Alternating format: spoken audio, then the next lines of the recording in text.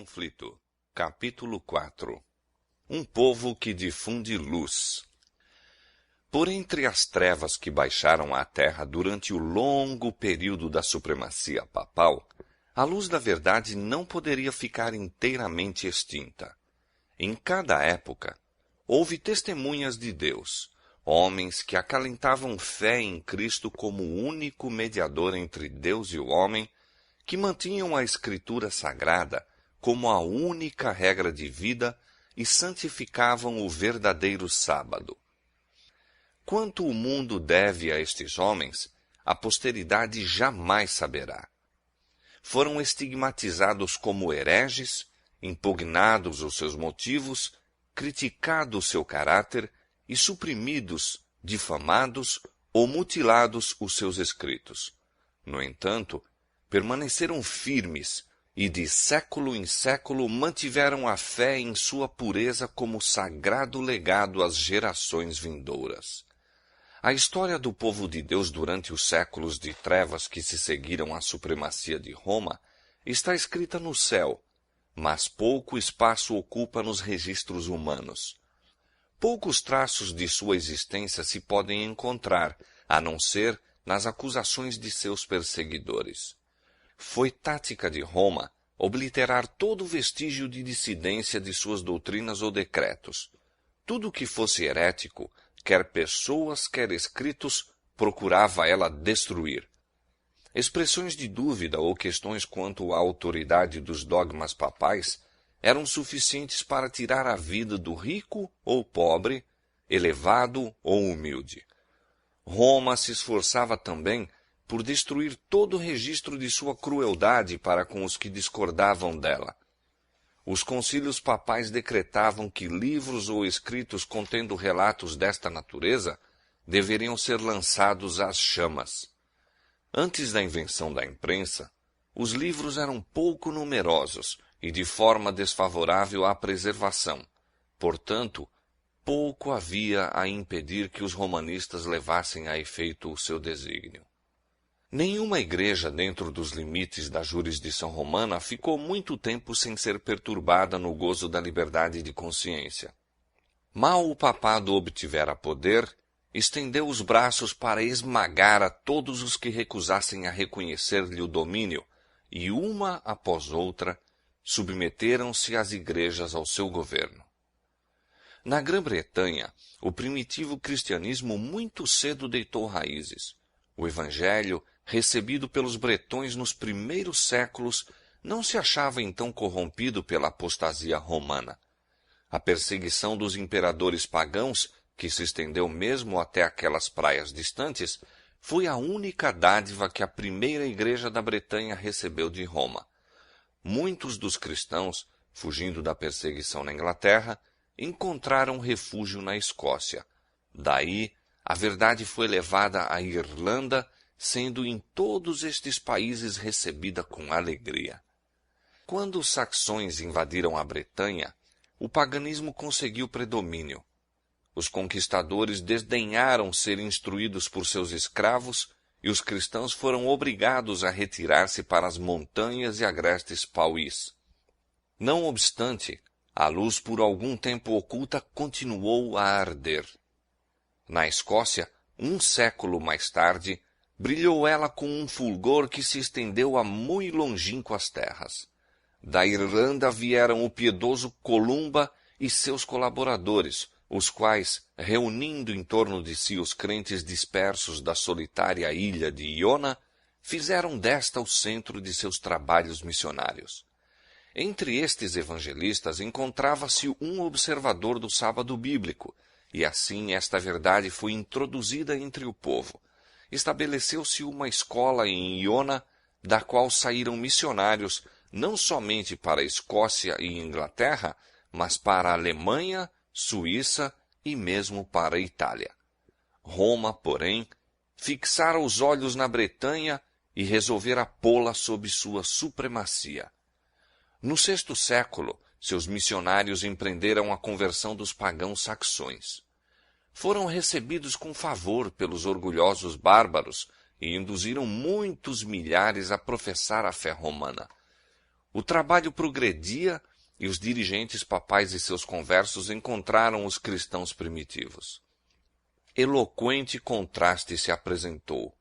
Os últimos eram simples, humildes de caráter, doutrina e maneiras segundo as Escrituras, ao passo que os primeiros manifestavam a superstição, a pompa, a arrogância do papado.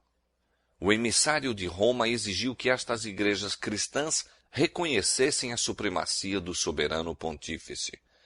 Os bretões mansamente replicaram que desejavam amar a todos os homens, mas que o Papa não tinha direito à supremacia na igreja e que eles poderiam prestar-lhe somente a submissão devida a todo seguidor de Cristo. Repetidas tentativas foram feitas para se conseguir sua adesão a Roma, mas esses humildes cristãos, espantados com o orgulho ostentado por seus emissários, firmemente replicavam que não conheciam outro mestre senão a Cristo. Revelou-se, então, o verdadeiro espírito do papado. Disse o chefe romano: se não receberdes irmãos que vos trazem paz, recebereis inimigos que vos trarão guerra. Se vos não unirdes conosco para mostrar aos saxões o caminho da vida, recebereis deles o golpe de morte. Não era isto simples ameaça. Guerra, intriga e engano foram empregados contra as testemunhas de uma fé bíblica, até que as igrejas da Bretanha foram destruídas ou obrigadas a submeter-se à autoridade do Papa. Em terras que ficavam além da jurisdição de Roma, existiram por muitos séculos corporações de cristãos que permaneceram quase inteiramente livres da corrupção papal. Estavam rodeados de pagãos e, no transcorrer dos séculos, foram afetados por seus erros, mas continuaram a considerar a Escritura Sagrada como a única regra de fé, aceitando muitas de suas verdades. Estes cristãos acreditavam na perpetuidade da lei de Deus e observavam o sábado do quarto mandamento. Igrejas que se mantinham nesta fé e prática existiram na África Central e entre os armênios, na Ásia. Mas dentre os que resistiram ao cerco cada vez mais apertado do poder papal, os valdenses ocuparam posição preeminente. A falsidade e corrupção papal encontraram a mais decidida resistência na própria terra em que o Papa fixara a sede. Durante séculos, as igrejas do Piemonte mantiveram-se independentes, mas afinal chegou o tempo em que Roma insistiu em submetê-las. Depois de lutas inúteis contra a tirania, os dirigentes destas igrejas reconheceram relutantemente a supremacia do poder a que o mundo todo parecia render homenagem. Alguns houve, entretanto, que se recusaram a ceder à autoridade do Papa ou do prelado. Estavam decididos a manter sua fidelidade a Deus e preservar a pureza e simplicidade de fé. Houve separação. Os que se apegaram à antiga fé retiraram-se. Alguns, abandonando os Alpes nativos, alçaram a bandeira da verdade em terras estrangeiras. Outros se retraíram para os vales afastados e fortalezas das montanhas e ali preservaram a liberdade de culto a Deus.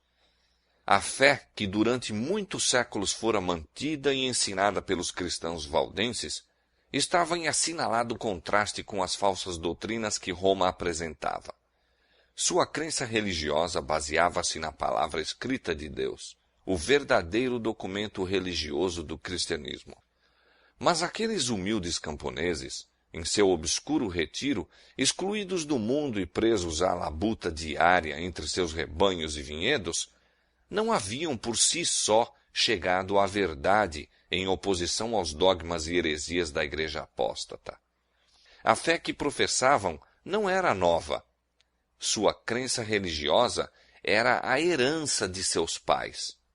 Lutavam pela fé da Igreja apostólica, a fé que uma vez foi dada aos santos. A Igreja no deserto e não a orgulhosa hierarquia entronizada na grande capital do mundo, era a verdadeira Igreja de Cristo, a depositária dos tesouros da verdade que Deus confiara a seu povo para ser dada ao mundo. Entre as principais causas que levaram a Igreja verdadeira a separar-se da de Roma, estava o ódio desta ao sábado bíblico. Conforme fora predito pela profecia, o poder papal lançou a verdade por terra. A lei de Deus foi conculcada no pó, enquanto se exaltavam as tradições e costumes dos homens. As igrejas que estavam sob o governo do papado foram logo compelidas a honrar o domingo como dia santo. No meio do erro e superstição que prevaleciam, muitos, mesmo dentre o verdadeiro povo de Deus, ficaram tão desorientados que, ao mesmo tempo em que observavam o sábado, abstinham-se do trabalho também no domingo. Isto, porém, não satisfazia aos chefes papais. Exigiam não somente que fosse santificado o domingo, mas que o sábado fosse profanado. E com a mais violenta linguagem denunciavam os que ousavam honrá-lo. Era unicamente fugindo ao poder de Roma que alguém poderia, em paz, obedecer à lei de Deus. Os valdenses foram os primeiros dentre os povos da Europa a obter a tradução das Sagradas Escrituras. Centenas de anos antes da Reforma, possuíam a Bíblia em manuscrito na língua materna. Tinham a verdade incontaminada, e isto os tornava objeto especial do ódio e perseguição. Declaravam ser a Igreja de Roma a Babilônia apóstata do Apocalipse, e com perigo de vida erguiam-se para resistir às suas corrupções. Opressos pela prolongada perseguição, alguns comprometeram sua fé, cedendo pouco a pouco em seus princípios distintivos, enquanto outros sustentavam firme a verdade. Durante séculos de trevas e apostasia, houve alguns dentre os valdenses que negavam a supremacia de Roma, rejeitavam o culto às imagens como idolatria e guardavam o verdadeiro sábado. Sob as mais atrozes tempestades da oposição conservaram a fé. Acossados, embora pela espada dos saboianos, e queimados pela fogueira romana, mantiveram-se sem hesitação ao lado da palavra de Deus e de sua honra. Por trás dos elevados baluartes das montanhas, em todos os tempos refúgio dos perseguidos e oprimidos, os valdenses encontraram esconderijo. Ali conservou-se a luz da verdade a arder por entre as trevas da Idade Média. Ali, durante 1000 anos, testemunhas da verdade mantiveram a antiga fé. Deus providenciara para seu povo um santuário de majestosa grandeza, de acordo com as extraordinárias verdades confiadas à sua guarda. Para os fiéis exilados, eram as montanhas um emblema da imutável justiça de Jeová. Apontavam eles a seus filhos as alturas sobranceiras, em sua imutável majestade, e falavam-lhes daquele em quem não há mudança nem sombra de variação, cuja palavra é tão perdurável como os montes eternos. Deus estabelecera firmemente as montanhas e as cingira de fortaleza. Braço algum, a não ser o do poder infinito, poderia movê-las do lugar. De igual maneira, estabelecera ele a sua lei, fundamento de seu governo no céu e na terra. O braço do homem poderia atingir a seus semelhantes e destruir-lhes a vida, mas esse braço seria tão impotente para desarraigar as montanhas de seu fundamento e precipitá-las no mar, como para mudar um preceito da lei de Jeová ou anular qualquer de suas promessas aos que lhe fazem a vontade.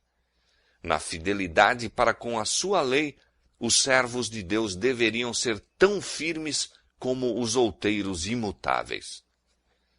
As montanhas que cingiam os fundos vales eram testemunhas constantes do poder criador de Deus e afirmação sempre infalível de seu cuidado protetor. Esses peregrinos Aprenderam a amar os símbolos preciosos da presença de Jeová. Não condescendiam com murmurações por causa das agruras da sorte. Nunca se sentiam abandonados na solidão das montanhas. Agradeciam a Deus por haver-lhes provido refúgio da ira e crueldade dos homens. Regozijavam-se diante dele na liberdade de prestar culto. Muitas vezes, quando perseguidos pelos inimigos, a fortaleza das montanhas se provara ser defesa segura. De muitos rochedos elevados entoavam eles louvores a Deus, e os exércitos de Roma não podiam fazer silenciar seus cânticos de ações de graças. Pura, singela e fervorosa era a piedade desses seguidores de Cristo. Os princípios da verdade avaliavam-nos eles acima das casas e terras, amigos, parentes e mesmo da própria vida. Semelhantes princípios ardorosamente procuravam eles gravar no coração dos jovens. Desde a mais tenra infância, os jovens eram instruídos nas Escrituras e ensinava-se-lhes a considerar santos os requisitos da lei de Deus.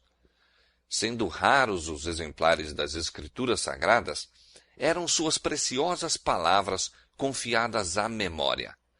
Muitos eram capazes de repetir longas porções tanto do Velho como do Novo Testamento. Os pensamentos de Deus associavam-se ao sublime cenário da natureza e às humildes bênçãos da vida diária. Criancinhas aprendiam a olhar com gratidão a Deus como o doador de toda mercê e conforto. Os pais, ternos e afetuosos como eram, tão sabiamente amavam os filhos que não permitiam que se habituassem à condescendência própria. Esboçava-se diante deles uma vida de provações e agruras, talvez a morte de mártir. Eram ensinados desde a infância a suportar rudezas e a sujeitar-se ao domínio, e, contudo, a pensar e agir por si mesmos. Muito cedo eram ensinados a arrostar responsabilidades, a serem precavidos no falar e a compreenderem a sabedoria do silêncio. Uma palavra indiscreta que deixassem cair no ouvido dos inimigos poderia pôr em perigo não somente a vida do que falava, mas a de centenas de seus irmãos, pois, semelhantes a lobos à caça da presa, os inimigos da verdade perseguiam os que ousavam reclamar liberdade para a fé religiosa. Os valdenses haviam sacrificado a prosperidade temporal por amor à verdade e com paciência perseverante labutavam para ganhar o pão. Cada recanto de terra cultivável entre as montanhas era cuidadosamente aproveitado. Fazia-se com que os vales e as encostas menos férteis das colinas também produzissem. A economia e a severa renúncia de si próprio formavam parte da educação que os filhos recebiam como seu único legado. Ensinava-se-lhes que Deus determinara fosse a vida uma disciplina e que suas necessidades poderiam ser supridas apenas mediante o trabalho pessoal, previdência, cuidado e fé. O processo era laborioso e fatigante, mas salutar. Precisamente o de que o homem necessita em seu estado decaído, escola que Deus proveu para o seu ensino e desenvolvimento. Enquanto os jovens se habituavam ao trabalho e às perezas, a cultura do intelecto não era negligenciada. Ensinava-se-lhes que todas as suas capacidades pertenciam a Deus e que deveriam todas ser aperfeiçoadas e desenvolvidas para o seu serviço. As igrejas valdenses, em sua pureza e simplicidade, assemelhavam-se à igreja dos tempos apostólicos. Rejeitando a supremacia do Papa e prelados, mantinham a Escritura Sagrada como a única autoridade suprema infalível.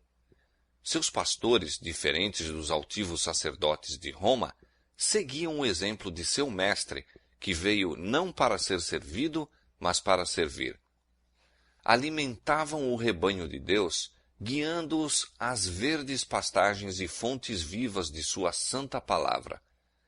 Longe dos monumentos da pompa e orgulho humano, o povo congregava-se, não em igrejas suntuosas ou grandes catedrais, mas à sombra das montanhas nos vales alpinos ou, em tempo de perigo, em alguma fortaleza rochosa, a fim de escutar as palavras da verdade proferidas pelos servos de Cristo.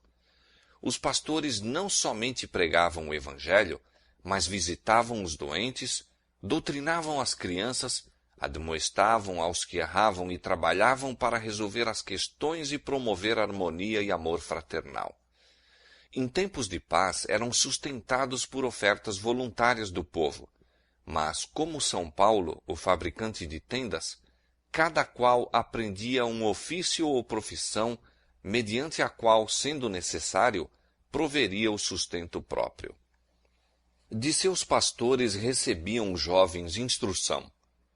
Conquanto se desse atenção aos ramos dos conhecimentos gerais, fazia-se da Escritura Sagrada o estudo principal.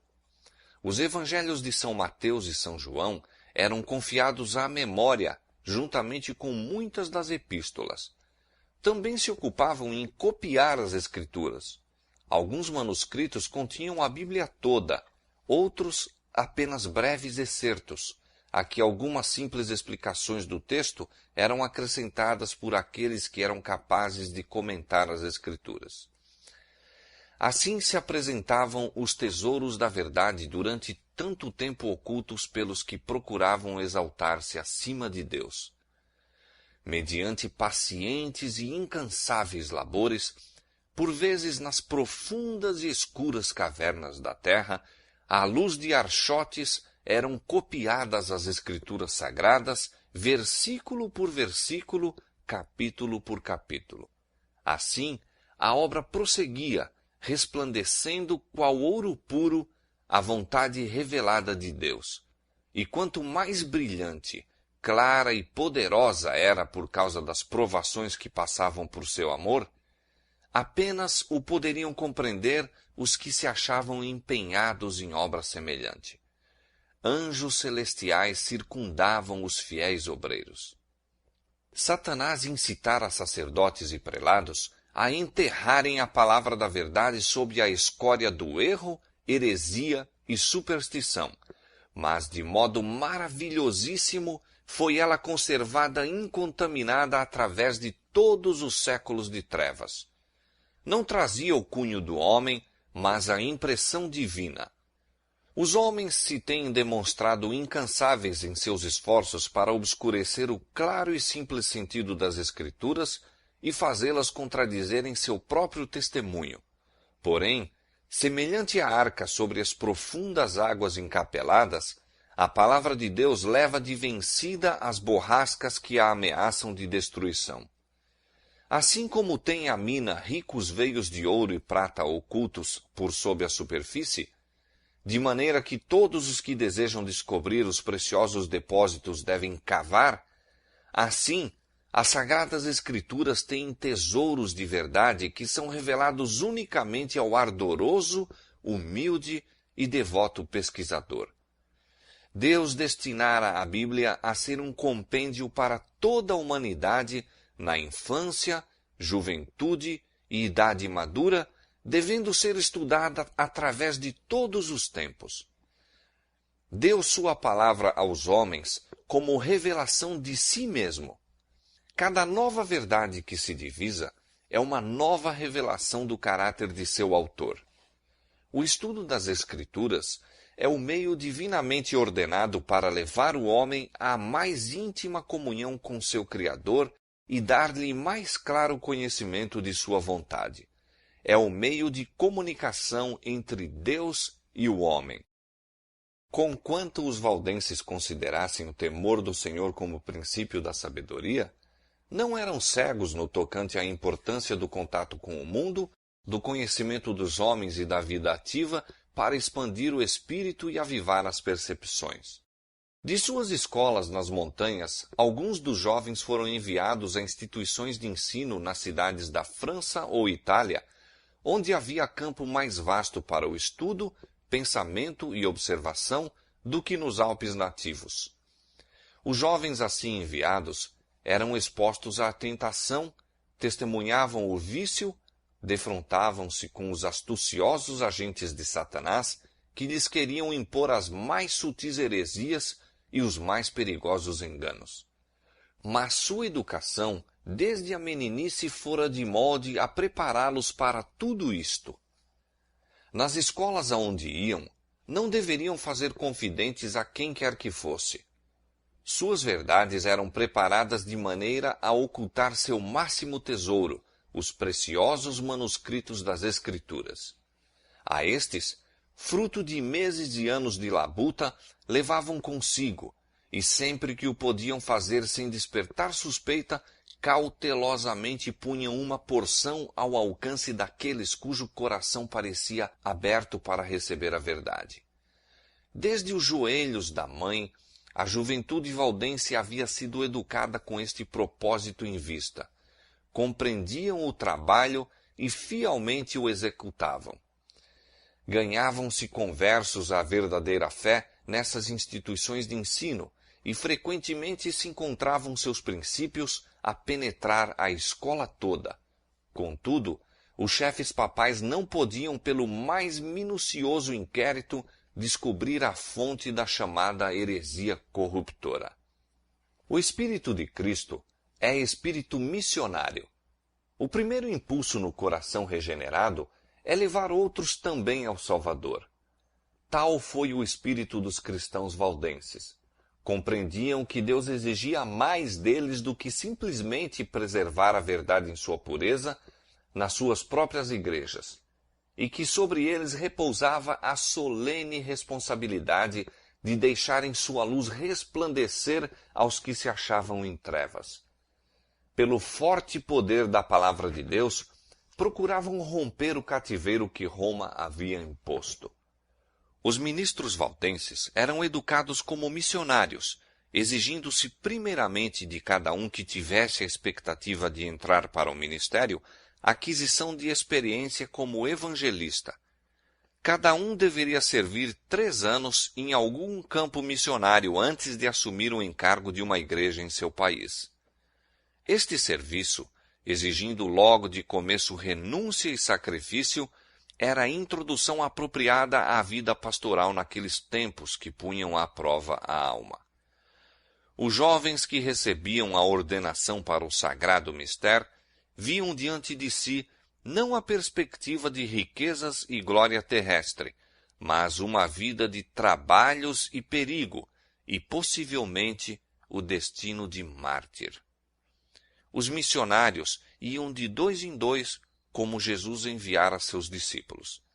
Cada jovem tinha usualmente por companhia um homem de idade e experiência, achando-se aquele sob a orientação do companheiro, que ficava responsável por seu ensino e a cuja instrução se esperava que seguisse. Estes coobreiros não estavam sempre juntos, mas muitas vezes se reuniam para orar e aconselhar-se, fortalecendo-se assim mutuamente na fé. Tornar conhecido o objetivo de sua missão seria assegurar a derrota. Ocultavam, portanto, cautelosamente seu verdadeiro caráter. Cada ministro possuía conhecimento de algum ofício ou profissão, e os missionários prosseguiam na obra sob a aparência de vocação secular. Usualmente escolhiam a de mercador ou vendedor ambulante. Levavam sedas, joias e outros artigos que naquele tempo não se compravam facilmente, a não ser em mercados distantes, e eram bem recebidos como negociantes, onde teriam sido repelidos como missionários. Em todo o tempo seu coração se levantava a Deus, rogando sabedoria, a fim de apresentar um tesouro mais precioso do que o ouro ou joias. Levavam secretamente consigo exemplares da Escritura Sagrada, no todo ou em parte. Quando quer que se apresentasse oportunidade, chamavam a atenção dos fregueses para os manuscritos. Muitas vezes assim se despertava o interesse de ler a palavra de Deus, e alguma porção era de bom grado deixada com os que a desejavam receber.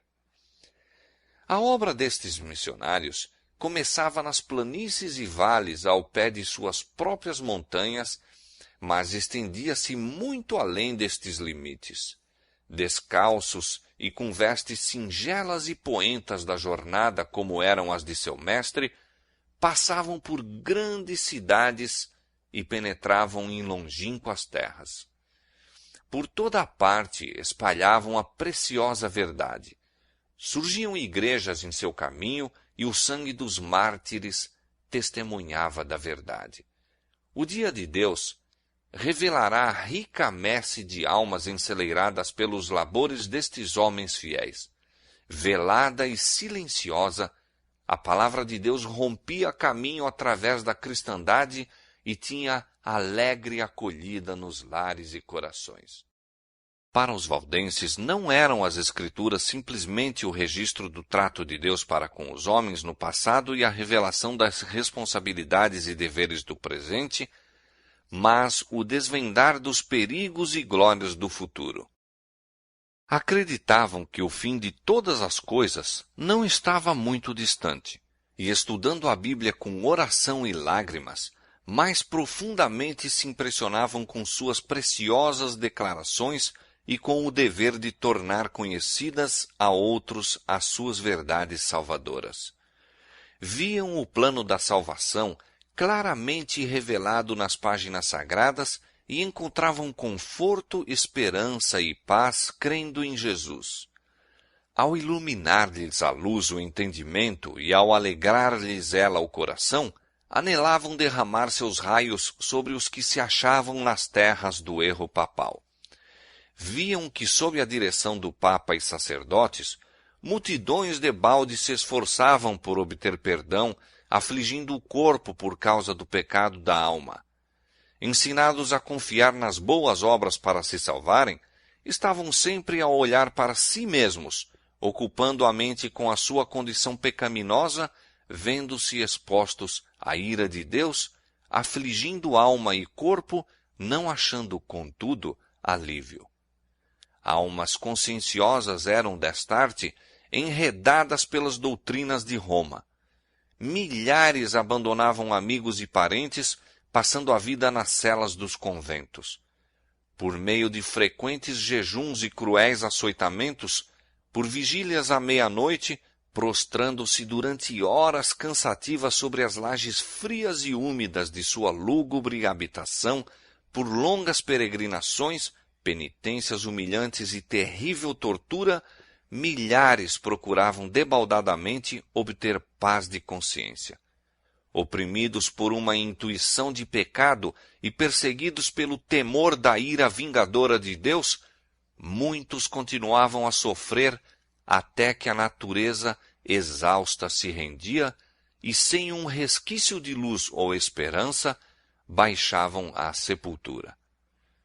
Os valdenses ansiavam por partir a estas almas famintas o pão da vida, revelar-lhes as mensagens de paz nas promessas de Deus e apontar-lhes a Cristo como a única esperança de salvação. Tinham por falsa a doutrina de que as boas obras podem expiar a transgressão da lei de Deus. A confiança nos méritos humanos faz perder de vista o amor infinito de Cristo. Jesus morreu como sacrifício pelo homem, porque a raça caída nada pode fazer para se recomendar a Deus. Os méritos de um Salvador crucificado e ressurgido são o fundamento da fé cristã. A dependência da alma para com Cristo é tão real e sua união com Ele deve ser tão íntima como a do membro para com o corpo ou da vara para com a videira.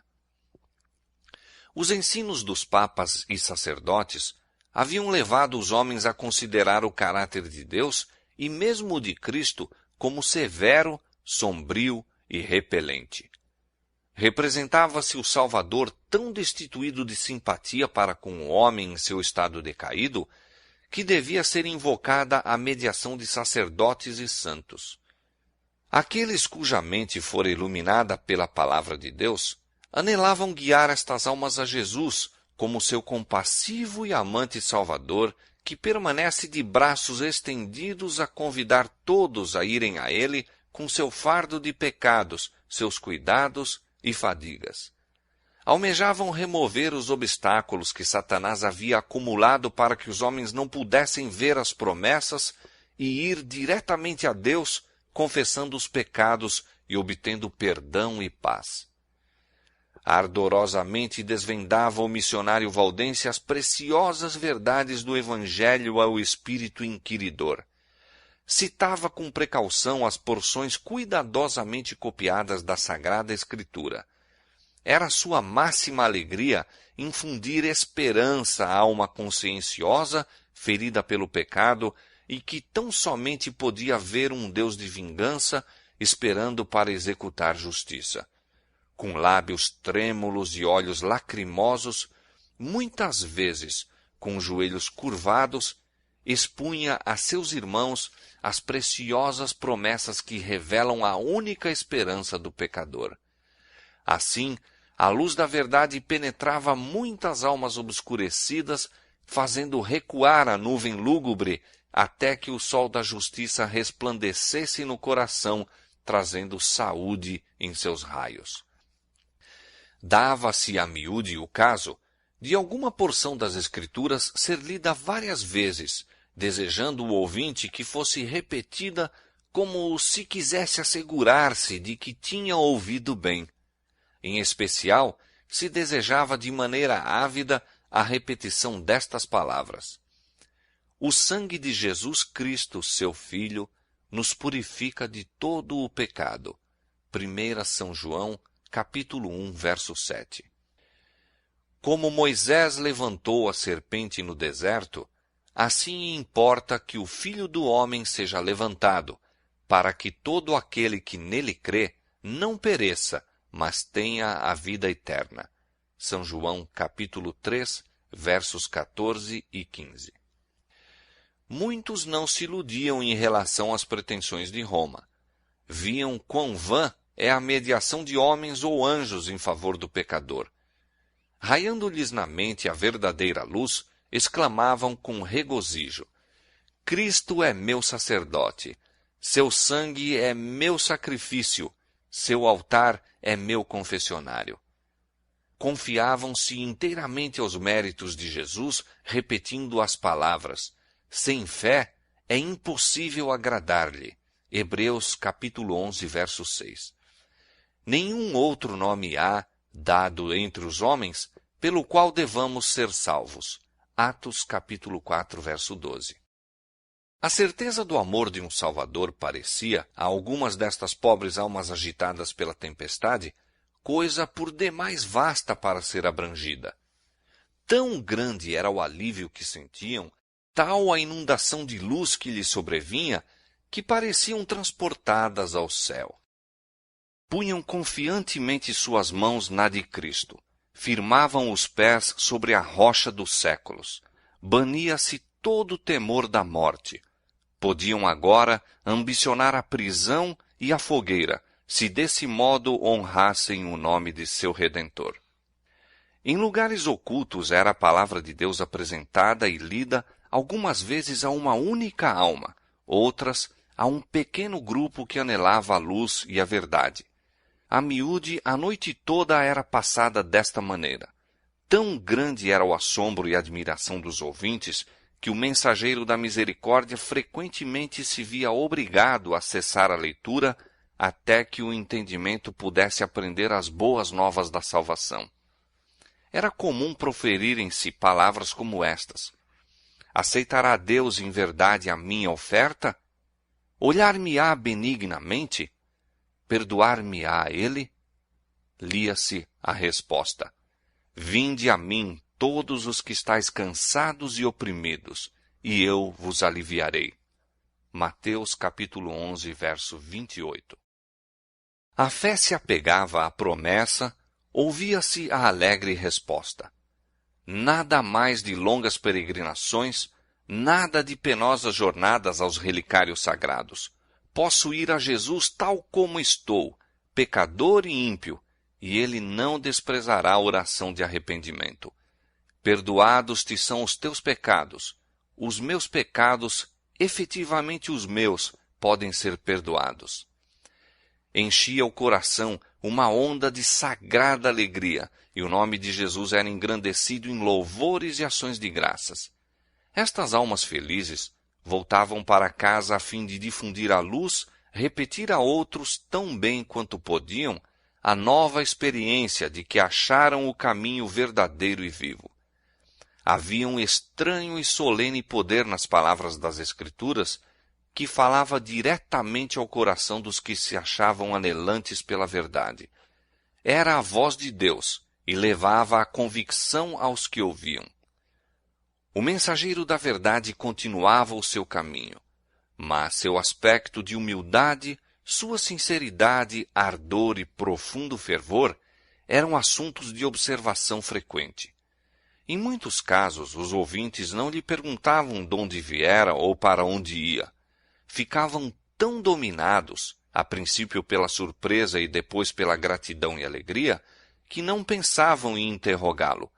Quando insistiam com ele para os acompanhar às suas casas, respondia-lhes que devia visitar as ovelhas perdidas do rebanho. Não seria ele um anjo do céu? Indagavam. Em muitos casos, não mais se via o mensageiro da verdade. Seguira para outros países, ou a vida se lhe consumia em algum calabouço desconhecido, ou talvez seus ossos estivessem alvejando no local em que testificara da verdade. Mas as palavras que deixara após si não poderiam ser destruídas. Estavam a fazer sua obra no coração dos homens. Os benditos resultados só no dia do juízo se revelarão plenamente.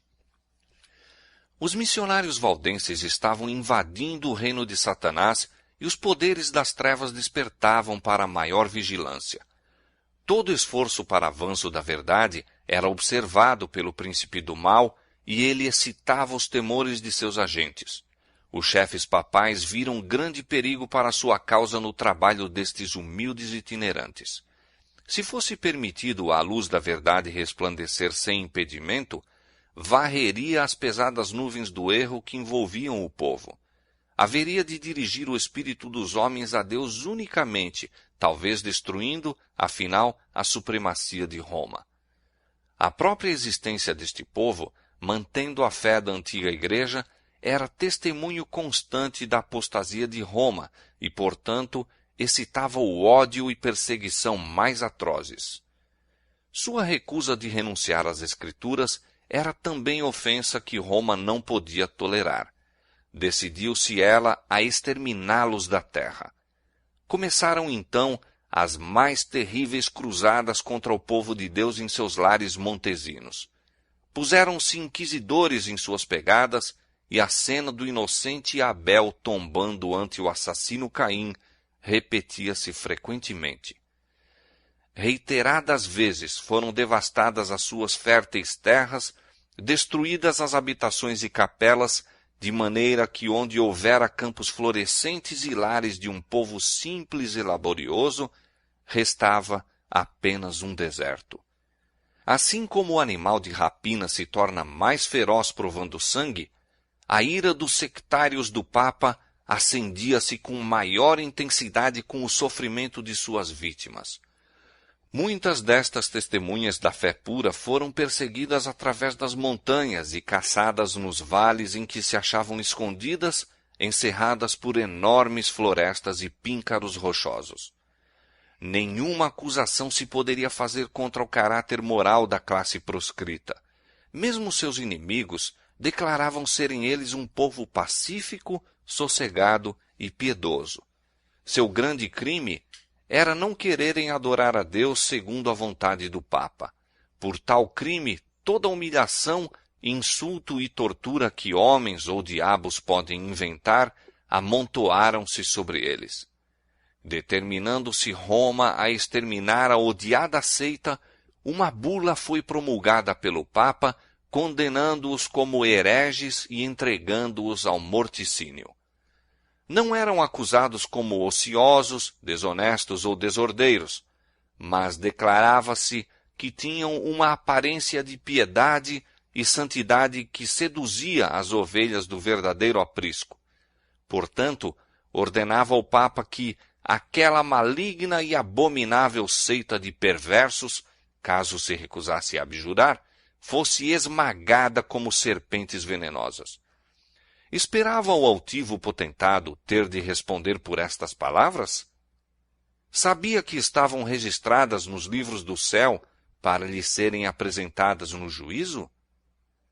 Quando o fizestes a um destes meus pequeninos irmãos, disse Jesus, a mim o fizestes. Essa bula convocava a todos os membros da igreja para se unirem à cruzada contra os hereges. Como incentivo para se empenharem na obra cruel, absolvia de todas as penas e castigos eclesiásticos, gerais e particulares, desobrigava a todos os que se unissem à cruzada de qualquer juramento que pudessem ter feito, legitimava-lhes o direito a qualquer propriedade que pudessem ter ilegalmente adquirido, e prometia a remissão de todos os pecados aos que matassem algum herege. Anulava todos os contratos feitos em favor dos valdenses, ordenava que seus criados os abandonassem, proibia a toda pessoa dar-lhes qualquer auxílio que fosse e a todos permitia tomar posse de sua propriedade. Este documento revela claramente o espírito que o ditou. É o bramido do dragão e não a voz de Cristo que nele se ouve. Os dirigentes papais não queriam conformar seu caráter com a grande norma da lei de Deus, mas erigiram uma norma que lhes fosse conveniente e decidiram obrigar todos a se conformarem com a mesma porque Roma assim o desejava. As mais horríveis tragédias foram encenadas. Sacerdotes e papas, corruptos e blasfemos, estavam a fazer a obra que Satanás lhes designava. A misericórdia não encontrava guarida em sua natureza.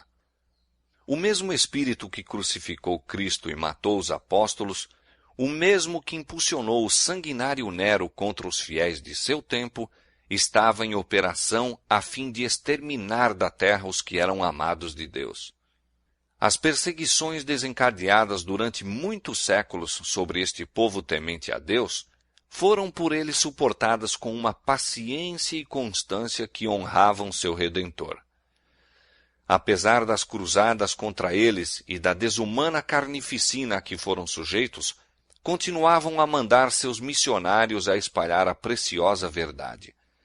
Eram perseguidos até a morte, contudo, seu sangue regava a semente lançada e esta não deixou de produzir fruto. Assim, os valdenses testemunharam de Deus séculos antes do nascimento de Lutero. Dispersos em muitos países, plantaram a semente da reforma que se iniciou no tempo de Wycliffe, cresceu larga e profundamente nos dias de Lutero e deve ser levada avante até ao final do tempo por aqueles que também estão dispostos a sofrer todas as coisas pela palavra de Deus e pelo testemunho de Jesus Cristo.